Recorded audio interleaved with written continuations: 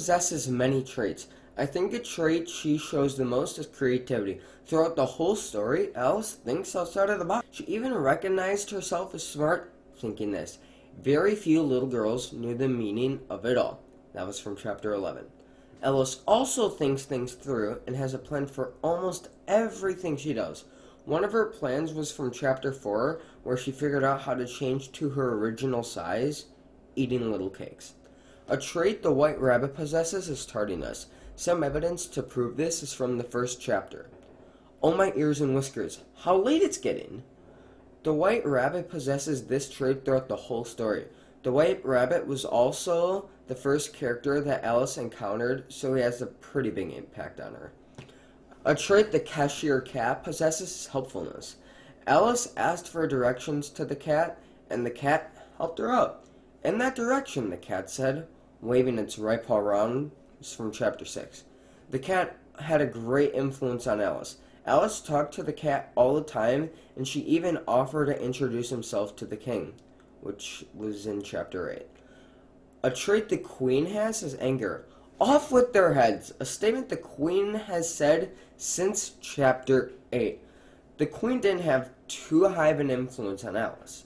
Alice even said to the Cheshire Cat that she wasn't a big fan and was going to keep talking, but stopped since the Queen was nearby. The Caterpillar has shown a lot of kindness as a strong trait. He comes into play in chapter 5, where the name of the chapter 5 is Advice from a Caterpillar. That is exactly what the Caterpillar did. He helped out Alice out greatly. After having a long conversation with Alice, he asked her, "Are you content now?" This shows that the Caterpillar generally cares about Alice and wants to help her out, which he did. One commonly seen trait in the Mad Hatter is rudeness. A piece of evidence to prove this is from chapter 7. "Of course you don't," the Hatter said, tossing his head contemptuously. "I dare you never even spoke to 10. I don't think the Hatter had much of an influence on Alice, but he might have left her with a bit of confusion. When Alice said, "I do," Alice hastily replied. "At least, I mean, what I say, that's the same thing, you know." The Hatter greatly disagreed with that. That was also from chapter 7. The reason the Hatter didn't have much of an influence in Alice than slight confusion, because he wasn't in Alice's Wonderland journey often.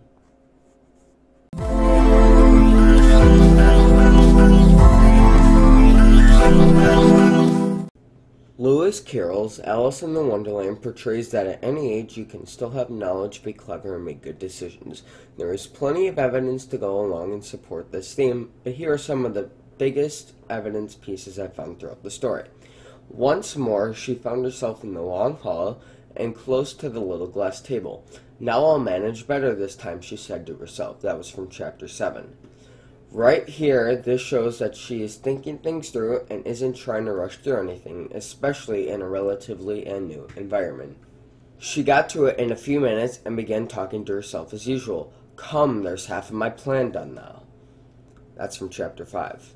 This again shows that she has a plan and is learning the overview of Wonderland and how it works. For example, she is learning how to deal with changing sizes faster.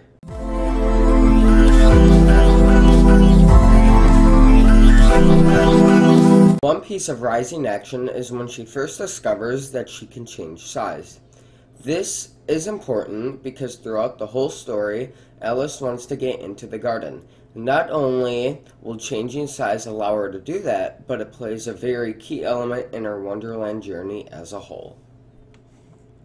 Another piece of rising action is the White Rabbit. Before Alice even gets into Wonderland, she sees the White Rabbit.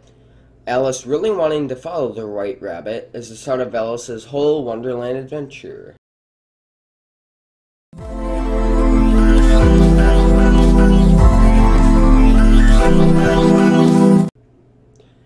The climax is when Alice gains control over her size and enters the garden, where she participates in the trial of the Knave of Hearts.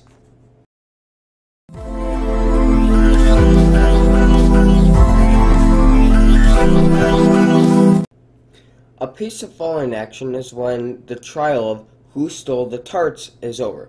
This is Alice's last experience in Wonderland. This is happening right before Alice wakes up and the story nears the resolution.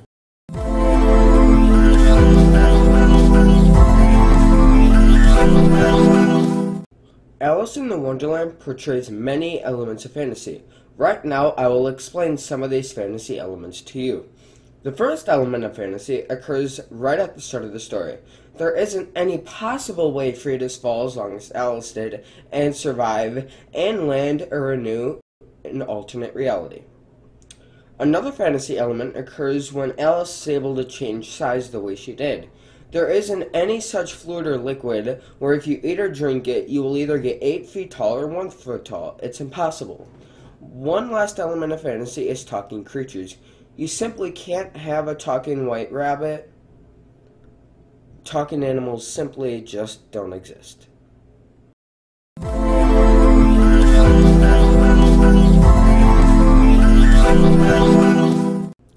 Alice makes many important choices throughout the story. Here are 3 really important choices that Alice makes. One choice that Alice makes, which is really important, is deciding to follow the White Rabbit. That decision basically starts her whole Wonderland journey. If she hadn't wanted to follow the White Rabbit, then her Wonderland journey would have been completely different, and she wouldn't have done almost any of the things she did if she hadn't followed the rabbit. Another really important decision that Alice makes is deciding to drink the bottle which had "Drink Me" labeled on it. This is important because this would show that Alice can change sizes and would be helpful to her as well as important throughout the story. One other really important decision that Alice makes is going to the garden. This isn't important to everybody, but rather just Alice. Ever since she first got into Wonderland, her main goal was to get into the garden. In Chapter 7, she got to the height 1 foot and was finally able to get into the garden.